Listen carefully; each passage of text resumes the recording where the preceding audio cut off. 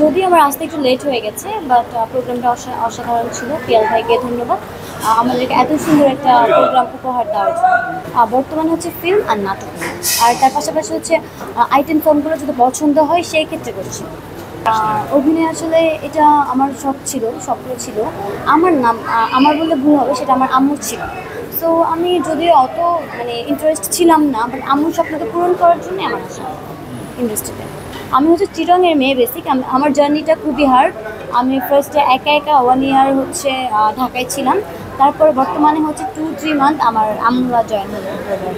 তখন আমি কিছুই চিনতাম না, ইন্ডাস্ট্রির কিছুই চিনতাম না।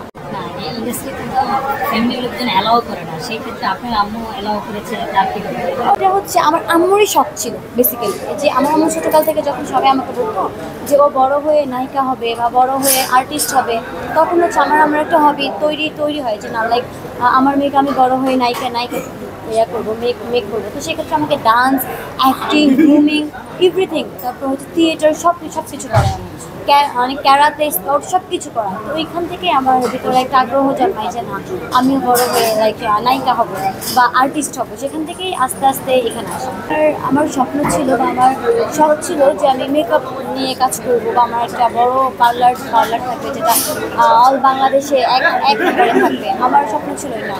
তো তারপরে হচ্ছে আমি একটা পার্লার দিই। তো মোটামুটি অল বাংলাদেশে না চিনলেও মোটামুটি চিটংয়ে সবাই চিনে, আমার ডিস্ট্রিক্টে সবাই চিনে। বাট আমি এই যে ইন্ডাস্ট্রি নিয়ে বা মিডিয়া নিয়ে ইনভলভ হওয়ার পর থেকে আমি এখানে সময় দিতে পারছি। তো আমার মনে হয় এটাই আমার জন্য পারফেক্ট। খারাপ আমি আপনার কথা শুনে আমি নিজে কনফিউজ হয়ে গেছি। ইন্ডাস্ট্রি এমন একটা জিনিস আমার কাছে মনে হয়, সেটা যদি আপনি ভালোভাবে নেন তবে সেটা ভালো। আর যদি আপনি নিজে খারাপভাবে নেন, তাহলে সেটা অবশ্যই খারাপ হবে। এখন এটা ডিপেন্ড হচ্ছে আমার উপরে বা যারা কাজ করছে ওদের উপরে, যে আমি কোনভাবে ইন্ডাস্ট্রিকে নেব। আমি কি খারাপ দিকে যাবো নাকি ভালো দিকে যাবো? হ্যাঁ, এটা ঠিক কথা।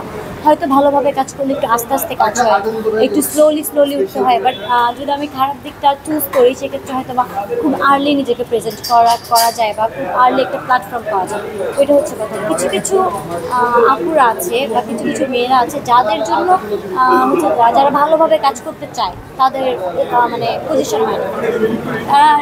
স্বাভাবিক কথা যে বলে মেঘ না চাইতে বৃষ্টি যখন দিয়ে দেওয়া হয়, তখন তার কিছু করে নেই। কিছু ইন্ডাস্ট্রিতে আপুরা আছে যারা মেঘ না চাইতে বৃষ্টি দিয়ে দেয়। তো যার কারণে আসলে যারা ভালোভাবে উঠতে চায় ওদের একটু লেট হয়। অভিনেত্রী ডান্স জানা, গান জানা, তারপর স্কাউট জানা, ক্যারাতে জানা, গাড়ি ড্রাইভ জানা, এভরিথিং, মেকআপ সম্পর্কে জানা, এভরিথিং, ইভেন রান্না বান্না সহ ঘরের সব কাজ জানা হচ্ছে আমার মনে হয়। সিনেমা মুক্তি পেয়েছে আমার 3টা সিনেমা নাও আসছে।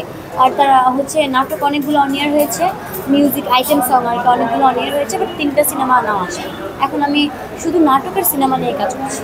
রিসেন্ট করছি হচ্ছে বুবলি আপু ফার্স্ট লিডে আছে, আমি সেকেন্ড লিডে আছি। এটা এখন অনিয়ার হয়নি, কাজ চলছে। 5 দিনের লট আমাদের শেষ অলরেডি। তো কিছুদিন পরে হয়তো বা আবার আমরা কাজে ফিরবো। মাঝখানে একটু গ্যাপ ছিল। আমার লেখা, আমার মনে হয় এটা আমার বেস্ট ওয়ার্ক, যেটা আসবে বুবলি আপু সহ। আর হচ্ছে বর্তমানে কিছুদিন আগে আরেকটা করেছি সাইকো, ওইটাও ভালো হয়েছে। তো আমি হচ্ছে একটা হিপনোটাইজার, আমি হিপনোটাইজ করি সবাইকে। ওরকম একটা ক্যারেক্টার ছিল, বাইরের দেশ থেকে বাংলাদেশে এসে লাইক হিপনোটাইজ করি। আমার এনজয় হয় হচ্ছে নাটকে।